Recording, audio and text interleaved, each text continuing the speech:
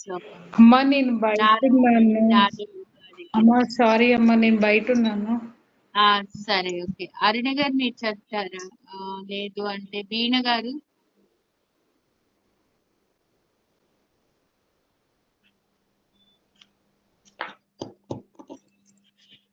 అమ్మా ఈరోజు నేను చదవనమ్మా. బయట ఉన్నాను మేడం. బయట ఉన్నారా? ఓకే.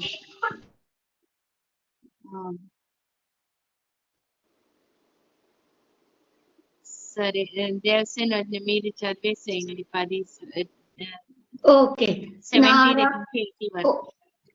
70 దగ్గర నుంచి 80 వరకా? 80 వరకు. నారాయణీ నాదరూప నామరూప వివర్జిత హింకారి హీమతి హృజ్య హేయోపాధేయ వర్జిత రాజరాజార్చిత రాజ్ఞి రమ్య రాజీవలోచన రంజనీ రమణీరస్య రణకింకణి మేఖలా రమా రాకేంద్రువదన రతిరూప రతిప్రియ రక్షాకరీ రాక్షసగ్ని రామ రమణలంపట కామ్య కామ కళారూప కదంబ కుసుమ ప్రియ కళ్యాణి జగతి కంద కరుణా రస సాగర కళావతి కళాలాప కాంత కాదంబరి ప్రియ వరద వామనయన వారుణి మద విఫల విశ్వాదిక వేద వేద్య వింధ్యాచల నివాసిని విధాత్రి వేద జనని విష్ణు మాయా విలాసిని క్షేత్ర స్వరూప క్షేత్రేషి క్షేత్ర క్షేత్రజ్ఞ పాలిని క్షయవృత్తి వినిర్ముక్త క్షేత్రపాల సమర్చిత విజయ విమల వంద్య వందారు జనవత్సల వాగ్వాదిని వామకేశి వగ్ని మండల వాసిని భక్తి మత్కల్పలతిక పశుపాశ విమోచిని సంహృత శేష పాషాండ సదాచార ప్రవర్తిక తాపత్రయాగ్ని సంతప్త సమాహ్లాదన చంద్రిక తరుణీ తాపసా రాజ తాను మధ్య తమోపహ చితి సర్వదల తను మధ్య తమోపహ చితి సత్వదలక్ష్యాత చిదేక రసరూపిణి సాత్వానంద లవీభూత బ్రహ్మధ్యానంద సంతతి.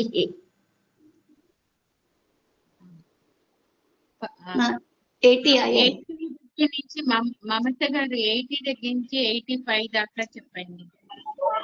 హరియం అమ్మ నేను బయట ఉన్నానమ్మా, ఇంటికి వెళ్తున్నాను. ఇప్పుడే ట్రైన్ దిగాను, ఇంటికి వెళ్తున్నామ్మా. అమ్మా మీరు చదువుతారా శశిరేఖ గారు 80 నుంచి 86 వరకు?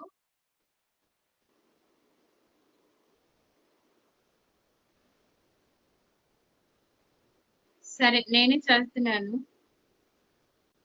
చితిస్తత్పద లక్ష్యార్థ చిదేక రసరూపిణి స్వాత్మానందల విభూత బ్రహ్మ ధ్యానంద సంతతి పరా ప్రత్యక్తీ రూపా పశ్యంతి పరదేవత మధ్యమా వైఖరి రూపా భక్త మానస హంసిక కామేశ్వర ప్రాణనాఢీ కృతజ్ఞ కామపూజిత శృంగార రస సంపూర్ణ జయ జాలంధర స్థిత ఓఢ్యాన పీఠ నిలయ బిందు మండల వాసిని దహో యాగక్రమారాధ్య రహస్తర్పణ తర్పిత సద్య ప్రసాదిని విశ్వసాక్షిణి సాక్షి వర్జిత షడంగ దేవతా యుక్త షాడ్గుణ్య పరిపూరిత నిత్య క్లిన్నా నిరుపమా నిర్వాణ సుఖదాయిని నిత్యా షోడశికా రూపా శ్రీకంఠార్ధ శరీరిణి ప్రభావతి ప్రభారూపా ప్రసిద్ధా పరమేశ్వరి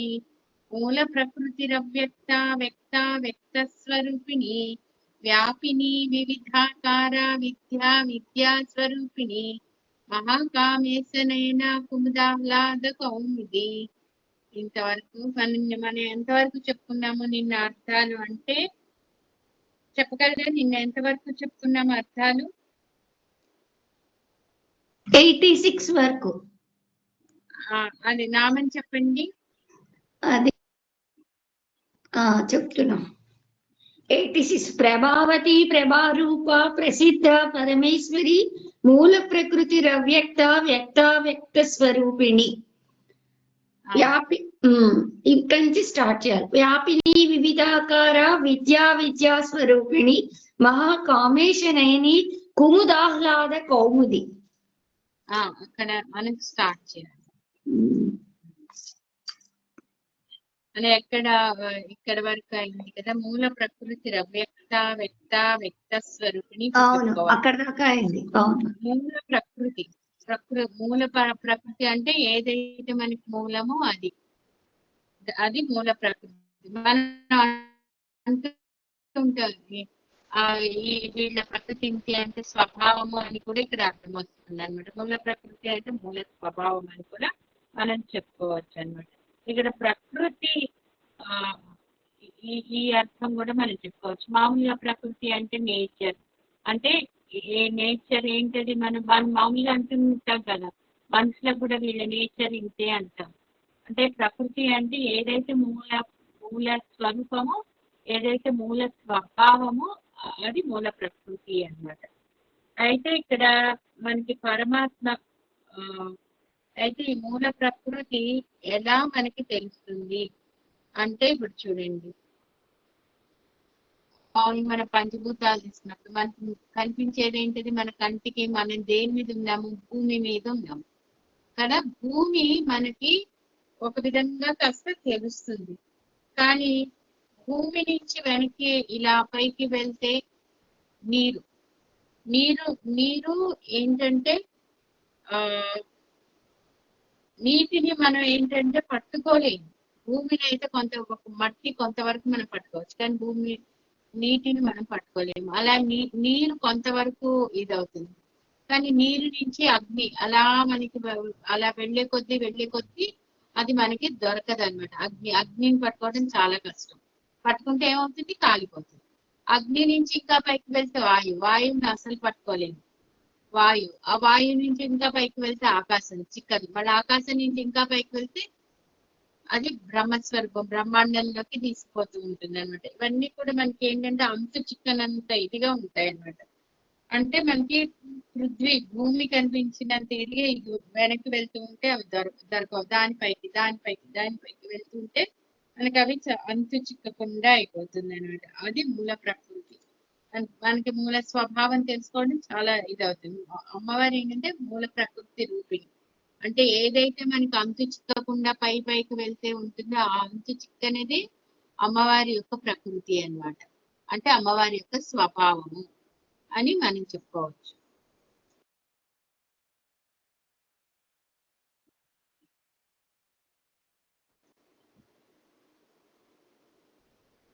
అది మూల ప్రకృతి.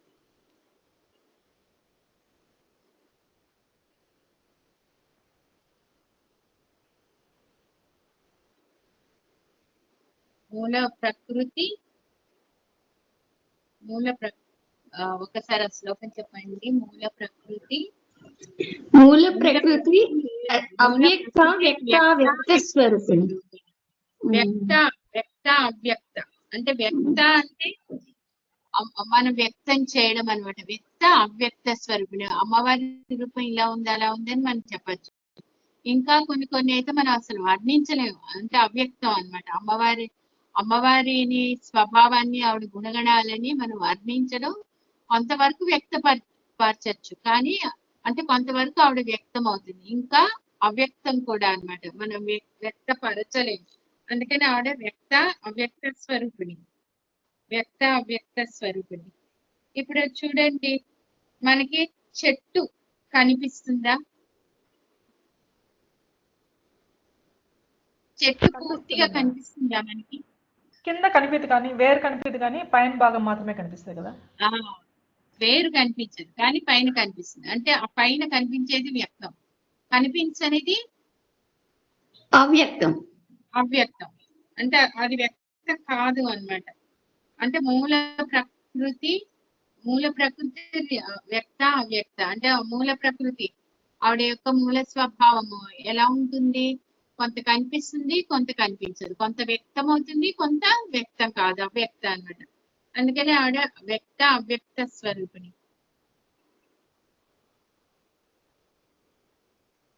ఇప్పుడు మనకి ఏంటవి పంచభూతాలు, పంచ తన్మాత్రలు, పంచ జ్ఞానేంద్రియాలు, పంచ కర్మేంద్రియాలు, మనస్సు, బుద్ధి, చిత్తం, అహంకారము, ఇవన్నీ కూడా ఒక 24 తత్వాలు. ఇవన్నీ కూడా వ్యక్తం.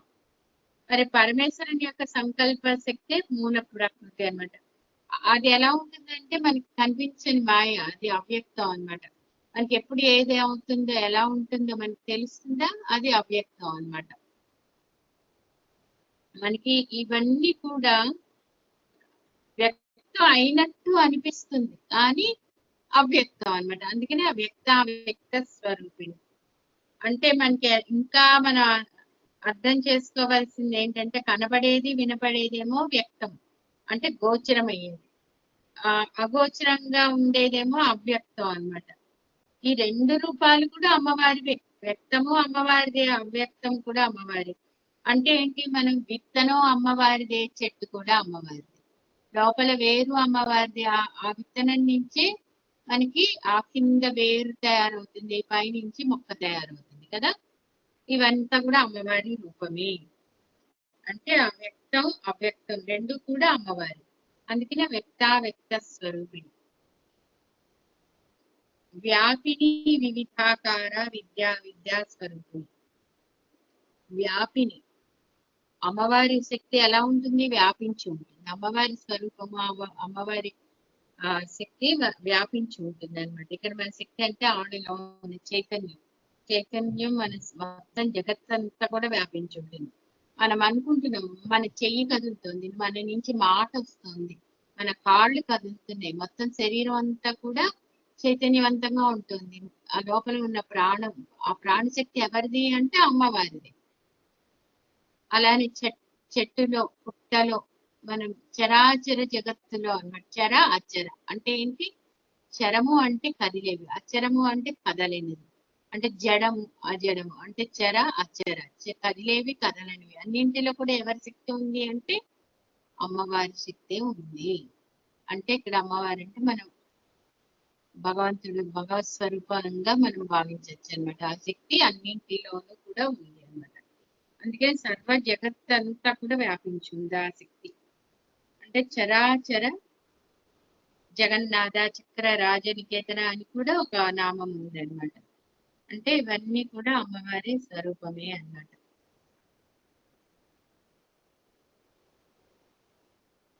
అందులో ఉండే ద్రవ్య జ్ఞాన క్రియ అంటే ద్రవ్యం జ్ఞానము క్రియ. ద్రవ్యం అంటే ఏంటి, ఒక వస్తువు. ద్రవ్యాలు హోమ ద్రవ్యాలు అంటాము. అంటే ద్రవ్యము అంటే వస్తువులు అన్నమాట. మనం తినే ద్రవ్యాలు కానీ, ఆహార ద్రవ్యాలు కానీ, హోమ ద్రవ్యాలు ఏవైనా సరే ఇవన్నీ కూడా అమ్మవారి స్వరూపం అన్నమాట.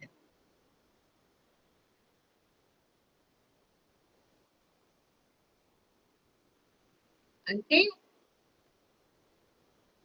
అందులో ఏంటి, ఒక్కొక్క దానిలో ఒక్కొక్క ద్రవ్యంలో ఒక్కొక్క జ్ఞానం ఉంది. ఒక చెట్టులో అది ఎట్లా ఉంటుంది అంటే ఆ జ్ఞానం డ్రమ్మగా కొమ్మగా ఎదగడం అనే ఒక స్వాభావిక జ్ఞానం ఉంటుంది అనమాట. మనం ఒక్కొక్క చెట్టు తీసుకుంటే దానికి ఒక స్వభావం ఉంటుంది. మనం గులాబీ చెట్టు తీసుకుంటాం, దాని స్వభావం ఏంటి, దానికి ముళ్ళు ఉంటాయి, గుచ్చుకుంటాయి. కానీ ఆ పువ్వు ఏమో అందంగా ఉంటుంది. ఆ గులాబీ చెట్టుకి ఇవన్నీ లక్షణాలు అన్నమాట. తీసుకుంటే దాని ముళ్ళు ఉంటాయి, అలానే పువ్వులేమో చాలా అందంగా ఉంటాయి, సువాసనతోటి ఉంటాయి, ఇవన్నీ అన్నమాట. అది ఆ చెట్టు యొక్క జ్ఞానం అన్నమాట. అలానే వేప చెట్టు ఉంది. వేప చెట్టుకి ఒక్క నిమిషం ఫోన్ వస్తుంది, ఒకటే నిమిషం.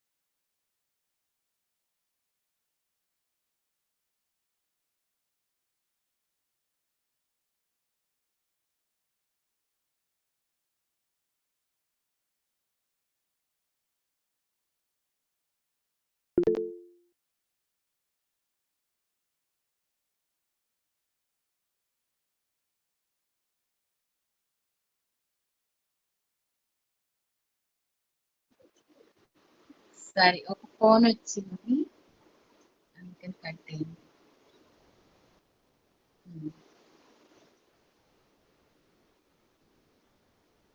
అయితే ఇక్కడ మనకి ఇలా ఒక్కొక్క దానికి మనకి ఒక్కొక్క స్వభావం, ఒక జ్ఞానం ఉంటుంది అన్నమాట. అయితే మన వేప చెట్టు ఉంది. వేప చెట్టు ఆకులు ఎలా ఉంటాయి? చేదుగా ఉంది. కానీ వేప చెట్టు గాలి చాలా మంచిది, దాని నుంచి ఆక్సిజన్ చాలా ఎక్కువ వస్తుంది. ఇవన్నీ కూడా దాని యొక్క ఆ చెట్టు యొక్క ఒక స్వాభావిక జ్ఞానం అన్నమాట. అలా ప్రతి దానికి చీమలకి ఒకటి ఉంటుంది, దోమలకి ఒకటి ఉంటుంది, వాటి స్వాభావికమైన జ్ఞానం ఉంటుంది.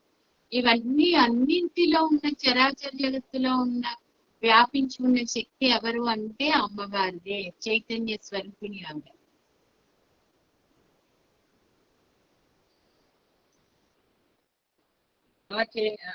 అది వ్యాపిని. వివిధాకారం అంటే అన్ని ఆకారాలలో కూడా వ్యాపించి ఉన్న శక్తి అన్నమాట. మనం ఏమంటాము? పిపీలి కాది బ్రహ్మాండ పర్యంతం అంటాం అన్నమాట.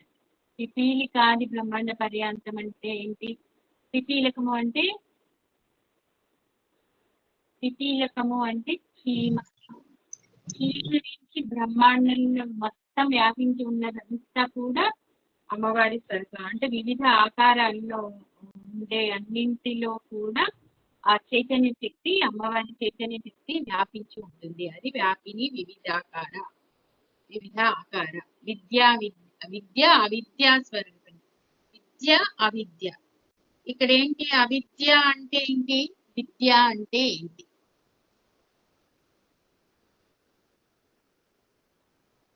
చెప్పగలుగుతారా? ఎవరికి చెప్పండి, ఎవరికి ఎంత తెలుసు అంటే పర్వాలేదు, మనకి ఎంత అర్థమైంది. అజ్ఞానం అనుకుంటున్నానమ్మా నేనైతే. విద్య అంటే జ్ఞానం ఉండటం అనేసి అనుకుంటున్నాను. అవిద్య అంటే అజ్ఞానం. ఎలాంటి అజ్ఞానము అంటే మన ఆత్మని మర్చిపోతాం కదా. అంటే నేను ఆత్మస్వరూపాన్ని అనేది నిజానికి మనకి జంతువులు, పక్షులు, క్రిమికీటకాదులకి నేను ఆత్మని అని కూడా తెలిసేంత జ్ఞానం వాటికి ఉండదు, కానీ మనిషికి ఉంది. కానీ మనం ఎప్పుడు అనుకుంటా నేను ఆత్మస్వరూపాన్ని అని ఎప్పుడో ఎక్కడో అనిపిస్తుంది, కానీ మర్చిపోతాం అన్నమాట.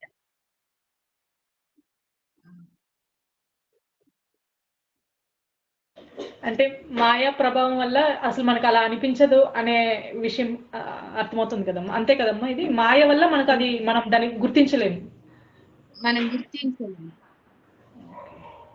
ఏమవుతుంది అంటే ఆ మాయ కమ్మేస్తూ ఉంటుంది మనకి. అప్పుడు ఏమవుతుంది?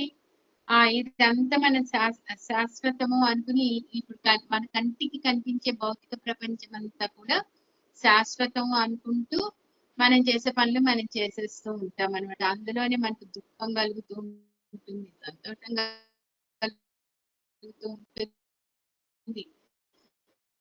కానీ సంతోషంలో వెంటనే దుఃఖం కమ్మేస్తూ ఉంటుంది. ఎందుకు అంటే మనం ఇదంతా శాశ్వతం అనుకుంటూ అక్కడ దానికి సంబంధించిన వాటిని అనుభవిస్తూ ఆ దుఃఖాన్ని కూడా మనకేంటంటే కనిపించే ప్రపంచం అంతా కూడా దుఃఖమయమే అని అనుకుంటాం. కానీ మనం ఏంటంటే ఎప్పుడైతే మనం దాన్ని పట్టించుకోవడం మానేస్తామో, అందులో ఉన్న ఒక పాజిటివ్నెస్ తీసుకుంటూ ఉంటామో, అప్పుడు అది మనకి సుఖమయం అవుతుంది. కానీ ఆ జ్ఞానం కూడా మనకి రావాలి. అంటే ఆత్మ ఒక్కటే శాశ్వతము, మన శరీరం అశాశ్వతము అని. ఎందుకంటే శరీరానికి బంధాలు.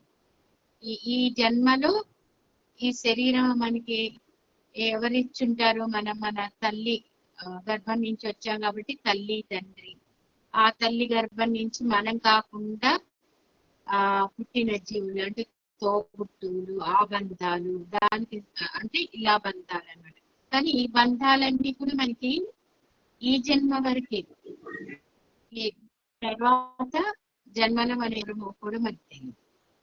కానీ ఈ బంధాలతోటి కూడా ఏంటంటే మనం ధర్మం తప్పకుండా ఆ ధర్మంతో ఆ బంధాలతో ఉన్న బాధ్యతలు నెరవేర్చుకోవాలి. కానీ వాటిని మనము అంటించుకోకూడదు. ఇక్కడ మనసుకు అంటించుకోకూడదు. మనసుకు అంటించుకున్నప్పుడు ఏమవుతుందంటే దుఃఖకారకం అయిపోతుంది అనమాట. మనకి వచ్చే అన్ని బంధాలు, మనకి ఈ జన్మలో వచ్చే అన్ని రకాల బంధాలు కూడా మనకి ఏంటంటే అంటించుకుంటే దుఃఖకారకాలు అనమాట. ఇది మనకు సుఖం ఉంటుంది, దుఃఖం ఉంటుంది, సుఖ దుఃఖాలు ఉంటాయి, ఆనందము, తర్వాత విచారము అంటే సంతోషము, విచారము, ఆనందము, ఇవన్నీ రెండు అంటే ద్వంద్వాలు అంటాం. ఒకటి పాజిటివ్, ఒకటి నెగిటివ్. ఒకసారి ఓడిపోతే అంటే జయం, అపజయము, జయము అంటే జయాపజయాలు, సంతోషము, విచారము, సుఖము, దుఃఖము, ఇట్లాంటివి అన్నమాట. ఇవన్నీ కూడా మనకి ఏంటంటే వాటి నుంచి మనం విడిపోవాలి. అంటే ద్వంద్వాతీత రహితం అంటాం అనమాట. అంటే ద్వంద్వము అంటే రెండు. ఏంటివి రెండు అంటే ఒక పాజిటివ్నెస్, ఒక నెగిటివ్నెస్, అనుకూలము, ప్రతికూలము అన్నమాట. వీటి నుంచి మనం విడిపోవాలన్నమాట. అప్పుడు మాత్రమే మనం శాశ్వత ఆనంద స్థితిలో ఉంటాము. అదే ముక్తి మోక్షము అన్నమాట.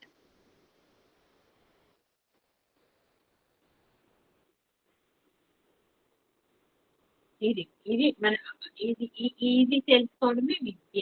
అవిద్య, లోపలున్న అవిద్య అంటే అజ్ఞానం పోవాలంటే ఏం కావాలి అంటే జ్ఞానం రావాలి.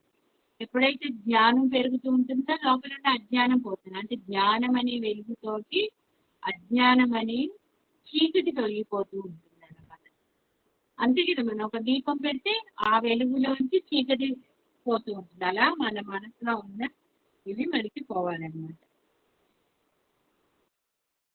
ఇది విద్యా స్వరూపం. ఇంకా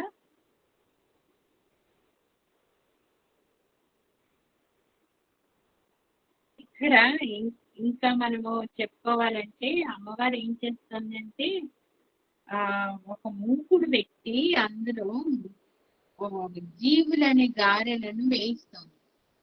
ఎప్పుడు ఆ గారెలు బాగా వేగిపోయిన తర్వాత ఆ మూకుడులోంచి తీసి బయట పడేస్తుంది. అలాగా జీవులని అమ్మవారు బాగా వేయిస్తుంది. ఆ రకరకాల బాధలు, కర్మల నుంచి పెట్టి ఎప్పుడైతే అలా బాగా వేగిపోయిన జీవుల్ని ఆవిడ ముక్తి ఇస్తుంది అనమాట. ఎలా గారెల్ని అందులోంచి బయటికి తీసేస్తుంది, వేడి వేడి నూనెలో వేయించేసి తీస్తుందో అట్లాగా జీవులని వేయించి అందులోంచి బయటికి తీసి ఎప్పుడైతే బాగా వేగిపోయి ఉంటాయో అప్పుడు బయటికి దాన్ని కర్మ పరిపక్వం అవుతాం, కర్మ పరిపాకం అంటాం అనమాట. అట్లా అయినప్పుడు దాన్ని తీసి మోక్షం ఇస్తుంది అనమాట. అట్లా మనం చెప్పుకోవచ్చు అనమాట. ఈ కర్మలు క్షయం అయ్యే వరకు అమ్మ ఏం చేస్తుందంటే అలా వేస్తున్నప్పుడు గారెలు ఏంటి చూస్తే అందులో పచ్చిదనం పోయే వరకు మనం వేయిస్తాం కదా, అవి బాగా ఉడికాయి లోపల పచ్చిదనం పోయిందని. అలాగా మన లోపల ఉండే కర్మ అనే పచ్చిదనం పోయే వరకు కూడా అమ్మవారు మనల్ని వేయిస్తుంది. అంటే ఆ రకరకాల కష్టాలు కలిగిస్తూ ఆ కష్టాల వల్ల, అందుకనే మన కష్టాన్ని ఏంటది నవ్వుతూ అనుభవించాలి కానీ అబ్బాయి ఎందుకు వచ్చిందిరా దేవుడా, నేనేం పాపం చేశాను, నేనేం చేశాను అనుకుంటూ మనం అనుభవిస్తూ ఉంటాం కదా, అలా అనుభవించకూడదు అనమాట. ఏదో మనకు ఖచ్చితంగా ఒక కష్టం వచ్చింది అంటే మనం ఎప్పుడో ఏదో కర్మ చేసుకుంటాము అని అర్థం. కాబట్టి ఆ కర్మ తీరిపోవాలి అంటే మనం ఏం చేయాలి, నిరంతరం భగవన్నామం చేసినప్పుడు ఆ కర్మ చాలా ఎప్పుడుకో తీరే కర్మ మనకి, అంటే ఓ సంవత్సరం పాటు అనుభవించే కర్మ మనం ఒక రోజులోనే తీరిపోతుంది, లేదా ఒక రోజులో అనుభవించేది ఒక క్షణంలో తీరిపోతుంది. ఎప్పుడు అంటే మనం ఎప్పుడు నిరంతర నామ జపం చేసినప్పుడు. ఇది మనం తెలుసుకోవాలి. ఇది అంటే మన లోపల ఉన్న అవిద్య తొలగే వరకు కూడా అమ్మవారు మనల్ని అలా కష్ట నష్టాలకు గురి చేస్తూ ఆ లోపల మనం ఎప్పుడు తెలుసుకోవాలంట, తెలుసుకునే వచ్చే వరకు అలా జరుగుతూనే ఉంటుంది నిరంతరం. కాబట్టి మనం నిరంతరం నామస్మరణ చేస్తే మనం చాలా వాటి నుంచి చాలా తొందరగా బయటపడిపోవచ్చు అన్నమాట.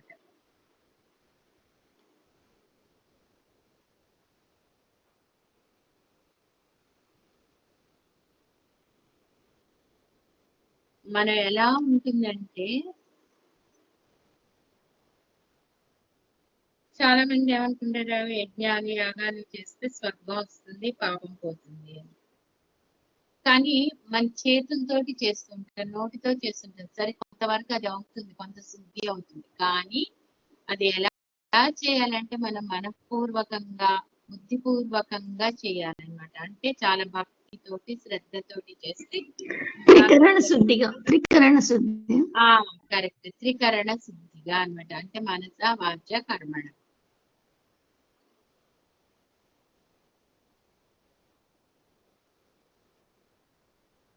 అయితే మనం ఏమనుకున్నా ఆ కర్మలు చేయకూడదు అని. కర్మలు చేయకుండా నడుస్తుందా మనకి? మనం రోజు నిరంతరం ఏదో ఒక కర్మ చేస్తూనే ఉంటాం కదా. ఆ ముక్తి రావాలి అంటే కర్మలు ఉండకూడదు అంటే ఇక్కడ ఏంటది, కర్మము మనల్ని అంటి ఉండకూడదు అని. కర్మలు చేయకుండా మనం ఎలా ఉంటాము, పొద్దున్న లేచిన దగ్గర నుంచి కర్మలు చేస్తూనే ఉంటాం, ఏదో ఒక రకమైన కర్మ చేస్తూ ఉంటాం. అందుకని అది మనకు అంటకుండా ఉండాలి అంటే ఏం చేయాలి అంటే నిరంతర నామ జపం చేయాలి. ఇప్పుడు ఎలా ఉంటుంది, ఒక పుండు వస్తే మనం ఏం చేస్తాం, ఆ పుండుని వచ్చిన వెంటనే మనం పెకిలించేయగలుగుతామా, తీసేయగలుగుతామా? ఏం చేస్తాం, దాన్ని గమనించుకుంటూ మందు రాసి కట్టి అప్పుడు దాన్ని పెరగకుండా చేసుకుని నెమ్మదిగా తగ్గించుకుంటూ అలా పూర్తిగా తీసేస్తాం. అలానే మన కర్మలని కూడా మనం అలా చేస్తూ దాన్ని అంటించుకోకుండా దాన్ని తీసేస్తూ ఉండాలి. అది ఎప్పుడు జరుగుతుంది అంటే నిరంతర నామ జపంతో మనకి అలా జరుగుతుంది అనమాట. అప్పుడే మన లోపల ఉన్న అవిద్య అనేది పోతూ అది విద్యా స్వరూపంగా అవుతాం అనమాట. అంటే జ్ఞాన స్వరూపం.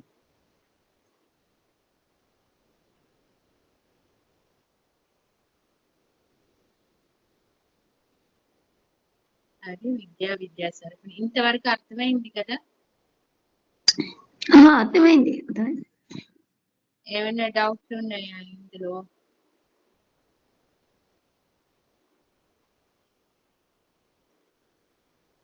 లేవు.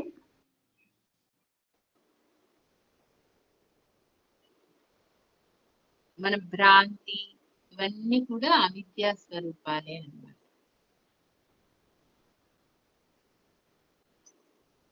ఇంకా మహాకామేశనైన కుముదాహ్లాద కౌముది. మహాకామేశనైన కుముదాహ్లాద కౌముది. మహాకామేశుడు ఎవరు అంటే పరమేశ్వరుడు అన్నమాట. అయితే ఈయనవి ఎలా ఉన్నాయంటే మహాకామేశనైన అంటే పరమేశ్వరుడు శివుడి యొక్క కళ్ళు, నయనాలు అంటే కళ్ళు ఎలా ఉన్నాయంటే మహాకామేశనైన కుముదాహ్లాద కౌముది. కుముదము అంటే కుముదాలాగా ఉంది. ఇక్కడ కుముదము అంటే ఏంటది, తెల్లటి కలువ పువ్వు అన్నమాట. ఆ తెల్లటి కలువలు ఎలా ఉంటాయి, మీరు చూసింటారు కదా, తెల్ల కలువలు ఇలా సన్నగా ఇలా ఉంటాయి కదా, అలా ఆ తెల్లటి కలువల పువ్వులాగా ఆయన కళ్ళు అలా ఉండి అలాంటి ఆహ్లాదం కలిగిస్తున్నాయి అన్నమాట. అంటే ఆయన కళ్ళు అలా కలువ పువ్వులాగా ఉండి ఆహ్లాదాన్ని కలిగిస్తుంది. అంటే ఆయన కళ్ళు, ఆయన చూపు పడిందంటేనే మనకి చాలా హాయిగా సంతోషంగా అనిపిస్తుంది కదా, ఆహ్లాదాన్ని కలిగిస్తూ ఉంటుంది అన్నమాట.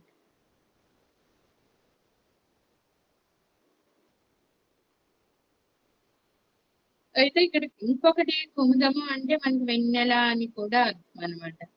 అయితే అమ్మవారిని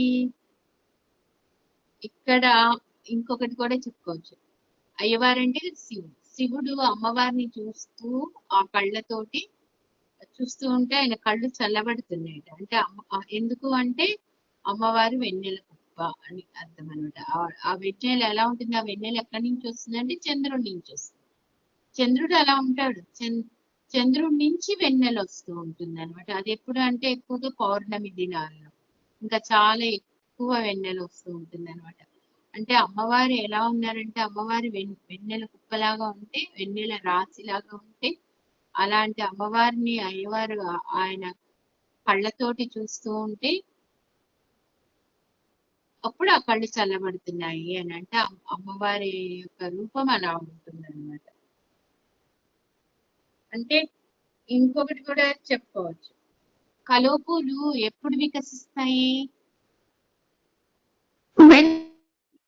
వెన్నెల్లో వెన్నెల్లో చంద్రుడు వచ్చినప్పుడు చంద్రుడిని చూస్తూ వికసిస్తాయి. అలాగా అయ్యవారి కళ్ళు అమ్మవారిని చూస్తూ అలాగా కలువల్లా వికసిస్తున్నాయి అని. అదే మహాకామేశనైన కుముదాహ్లాద కౌముది అట్లా అనమాట. ఆ కౌమిది ఆ తెల్ల కలువలు తర్వాత వెన్నెల ఎలాంటి చల్లదనాన్ని ఇస్తూ ఎలా ఆహ్లాదపరుస్తాయో అలా ఆయన కంటి యొక్క దృష్టి అలా ఉంది అని మనకు అర్థం అనమాట.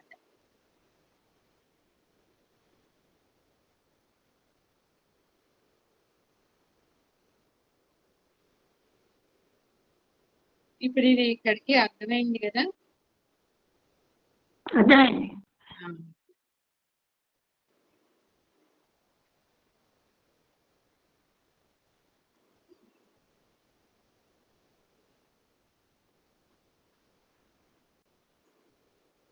అంటే మనకి ఎలా ఉండాలి అంటే ఈ అమ్మవారిని చూసినప్పుడు మనకి ఆ లోపల వచ్చే ఒక ఆనందం ఉంటుంది, అదే ఆహ్లాదం అని. భక్తహార్థతమో భేద భానుమద్భాను సంతతి, భక్తహార్థతమో భేద భానుమద్భాను సంతతి. ఇక్కడ ఏంటి? ఇక్కడ భక్తహార్థత అంటే భక్తుల యొక్క హృదయం. ఇక్కడ హార్థం అంటే హృదయం, సౌహృదం అంటాం కదా అట్లాగా. అంటే హార్దం అంటే హృదయం. ఇక్కడ భక్త హార్దతమో భేదభాన అంటే భక్త హార్దత అంటే భక్తుల యొక్క హృదయం అన్నమాట. ఆ హృదయంలో భక్త హార్ద తమో భేదభాను, తమో అంటే తమస్సు, చీకటి. అంటే భక్తుల హృదయాల్లో ఎంత చీకటి ఉందో ఆ చీకటి ఎట్లా పోతుంది?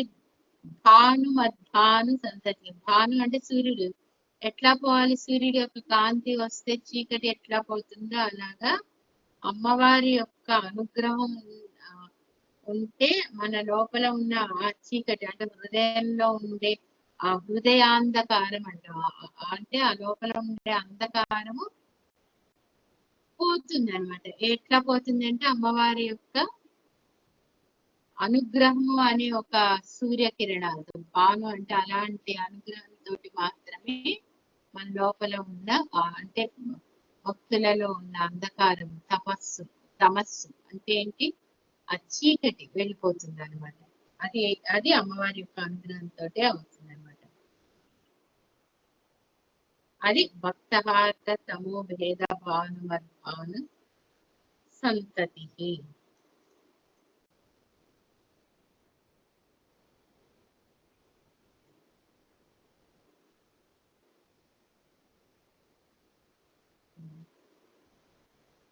ఇక్కడ వరకు అర్థమైంది కదా? అర్థమైంది. ఇది ఎవరైనా మళ్ళా వివరించి వాళ్ళు ఎంతవరకు మనకి చెప్పుకున్నాము, ఎంతవరకు అర్థమైందో చెప్పగలుగుతారా?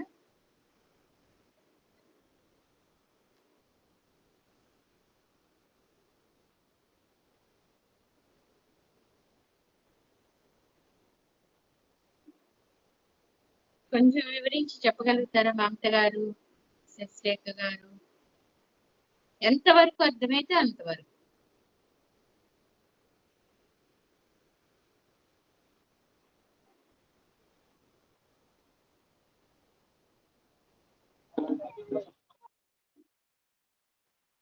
అమ్మ నేను 2 minutes అమ్మ ఇంటి దగ్గరలో అన్నా వెళ్ళాక చెప్తాను.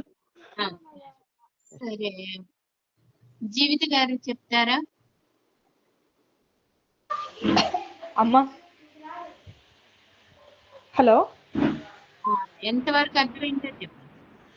పర్లేదు అమ్మా, అది నేను తిరిగి చెప్పలేకపోతున్నానమ్మా. ఒక్కసారి మననం చేయండి, అది ప్రయత్నించండి అందరూ కొంచెం. ఎందుకంటే అది ఎంతవరకు అది ఒక 2-3 లైన్లో చెప్పినా కూడా పర్లేదు. ఓకే అమ్మ, అది బుక్ దగ్గర పెట్టుకోలేదు, కొంచెం పనుండి. మీ క్లాస్ మాత్రం వింటూ ఉన్నాను. మూల ఒక్క నిమిషం అమ్మ. ప్రకృతి వ్యక్త వ్యక్త స్వరూపిణి వ్యాపిని విధాకార విద్యా స్వరూపిణి. అదే మనకు వ్యక్త రూపంలోను, అంటే కనిపించే రూపంలోను కనిపించని రూపంలోను అమ్మవారు ఉంటారు, అన్ని రూపాల్లోనూ అమ్మవారే ఉంటారు. అదేవిధంగా మనకు మొత్తం వ్యాపించి ఉన్న ఈ విశ్వంలో మొత్తం వ్యాపించి ఉన్న శక్తి కూడా అమ్మవారే అన్నట్టు నాకు ఇక్కడ అర్థమవుతుంది. మా వ్యాపిని వివిధాకార విద్యా స్వరూపిణి అన్నారు కదా. సో ఇక్కడ మనకు జ్ఞాన స్వరూపంగా ఉన్నది అమ్మవారే అనేసి, అవిద్య రెండు ఇక్కడ అమ్మవారే అనేసి అనుకుంటున్నామ్మా. ఎందుకంటే మనకు జ్ఞానాన్ని ప్రసాదించేది ఆవిడే, అజ్ఞానంలోనూ ముంచేది కూడా ఆవిడే మాయ చేత అనేసి నేనైతే అనుకుంటున్నాను. ఓకే. అండ్ మళ్ళీ ఈ లైన్ నేను సరిగ్గా వినిపించుకోలేకపోయానమ్మా. అదే భక్తహార్ద తమో భేద భాను మద్భాను సంతతి, అది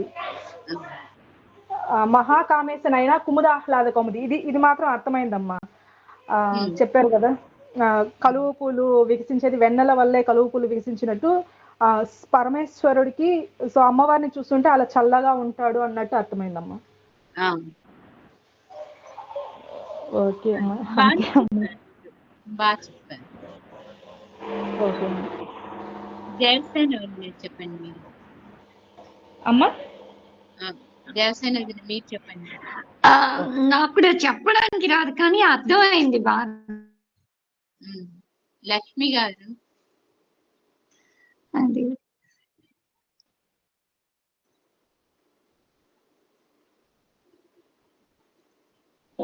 అమ్మ చెప్తున్నా అమ్మా. చెప్పండి. మూల ప్రకృతి అవ్యక్త వ్యక్త స్వరూపిణి అంటే మనకు ప్రకృతిలో కొన్ని మనకు కనిపించే ఉన్నాయంటే వ్యక్తంగా మనకు కళ్ళతో చూడడానికి, చెవులతో వినడానికి మనకు వ్యక్త అంటే మనకు కనపడేవని మనం చూస్తామమ్మా.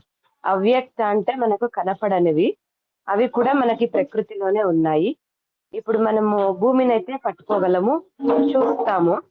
అలాగే నీటిని మనం పట్టుకోలేము కానీ చూస్తామమ్మా. తర్వాత అగ్ని, అది అంతే, మనం పట్టుకోలేము చూస్తాము. వాయువు, అది మనకు కనపడదు, తర్వాత అది మనము పట్టుకోలేమమ్మా. తర్వాత వ్యాపిని వివిధాకార విద్య స్వరూపిణి అంటే ఇక్కడ ఒక్కసారి అంటే మనము భూమి అంటే ఒకటి వెనక్కి పైకి వెళ్తున్న కొద్దీ ఏమవుతుందంటే అది మనకి తెలుస్తూ ఉంటుంది కానీ అది అంతు చిక్కకుండా అవుతుంటుంది. ఆకాశం వరకు వెళ్ళిపోతే మనకి అది ఇంకా ఆకాశానికి అవతల వెళ్తుంది కొద్దీ ఏంటంటే దాన్ని పట్టుకోవడం కష్టం అన్నమాట. అది అవ్యక్త స్వరూపం. అంటే మనకి నీరు అంటే తెలుస్తూ ఉంటుంది, అగ్ని కూడా తెలుస్తుంటుంది కానీ ఇంకా పైకి వెళ్లే కొద్దీ వాయుకి రూపం ఉంటుంది కదా. ఇప్పుడు నీరైతే ఇందులోకి వస్తే అందులో ఉంటుంది కానీ వాయువు అయితే అసలు ఉండదు. ఆకాశతత్వం అయితే అసలు ఇందులోనూ కూడా బంధించలేదు కదా. అంటే మనకు ప్రకృతిలో ఉన్నవే కొన్ని వ్యక్తంగా మనం చూడగలము, వినగలము, కొన్ని మనము అవ్యక్తంగా ఉంటాయి. అవి వ్యాపిని వివిధాకార విద్య స్వరూపిణి అంటే మనల్ని మర్చిపోకూడదమ్మా. అంటే మన ఆత్మని మనము మర్చిపోయేంత అవిద్యలోకి వెళ్ళకూడదు. కానీ మనకి ఏమైతుందంటే ఈ మాయ కప్పేయడం వల్ల మనము వాటిని మర్చిపోతూ ఉంటామమ్మా. మనం ఆత్మ స్వరూపం అనేది కూడా మర్చిపోతూ ఉంటాం, మనం చేసే కర్మని చేస్తూ ఉంటాం అనమాట. ఎప్పుడు ఏదైనా కూడా మనము అందులో ఉండాలి కానీ దాన్ని మనసుకి మనము పట్టించుకోకూడదు అనమాట, మాయని అనేది. అది వ్యక్త స్వరూపిణి విద్యా స్వరూపిణి, వ్యాపిని విద్యాకార విద్యా స్వరూపిణి. మహాకామేశనైన కుముదాహ్లాద కౌముది అంటే మనకు ఈ తెల్లని వెన్నెలలాగా ఉన్నట్టు కలువ పువ్వు లాంటి కాంతి అమ్మ వెదజల్లినప్పుడు ఆ పరమేశ్వరుడు కూడా అంటే శాంతిస్తాడు, సంతోషపడతాడు అనేటట్టు. అది ఒకటి. అయ్యవారి కళ్ళు అలా కలవపులాగా ఉంటాయి కూడా, అలా వికసించి ఉంటాయి. ఎప్పుడు అలా వికసిస్తాయంటే అమ్మవారి యొక్క అమ్మవారిని చూసినప్పుడు, ఎందుకంటే అమ్మవారిని చూసినప్పుడు ఎలా అయితే వెన్నెలను చూసి ఎలా చల్లదనం వస్తుందో అలా ఆయన కళ్ళు, అంటే ఆ వెన్నెలను చూసినప్పుడు ఆ చల్లదనానికి ఆ కలుపు ఎలా వికసిస్తుందో ఆయన కళ్ళు అలా వికసిస్తాయి అని మనం చెప్పుకోవచ్చు. నెక్స్ట్ అమ్మ, భక్తహార్ద తమోభేద భాను మద్భాను సంతతి అంటే మనకు ఇప్పుడు చంద్రుడి అంటే రాత్రి వెళ్ళిపోయి సూర్యుడు ఎట్లా కాంతి విదజల్లుతాడో అట్లా మనకు అమ్మవారి అనుగ్రహం కలిగినప్పుడు మనలో కూడా అలాంటి కాంతి అనేది ప్రకాశిస్తుందమ్మా. కాంతి జ్ఞానము అని జ్ఞానం జ్ఞానం అనే తమస్సు పోయి మనకి లోపల జ్ఞానం అని వెలుగు వస్తుంది అనమాట. ఎట్లాగా సూర్యకాంతి భాను మద్భాను, భాను అంటే సూర్యుడు, సూర్యుడి యొక్క కాంతి ఎలా వస్తుందో అలా వస్తుంది అనమాట.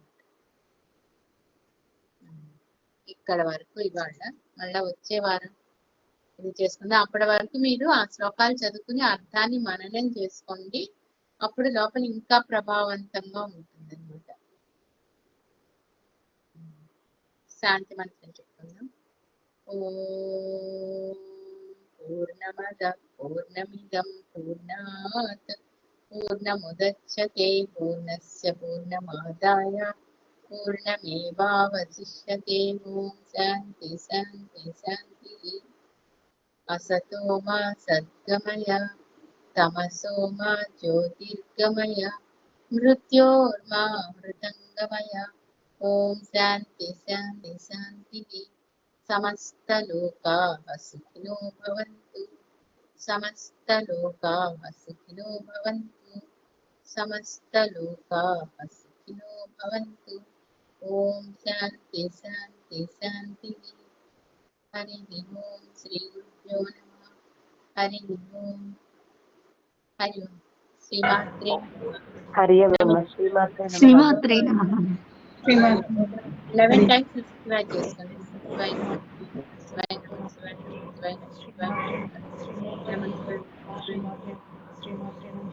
హరి ఓం. ఉమాయే నమః. ఉమాయే నమః. ఉమాయే నమః. ఉమాయే నమః. ఉమాయే నమః. శ్రీమాత్రే నమః. శ్రీమాత్రే నమః. శ్రీమాత్రే నమః అమ్మ.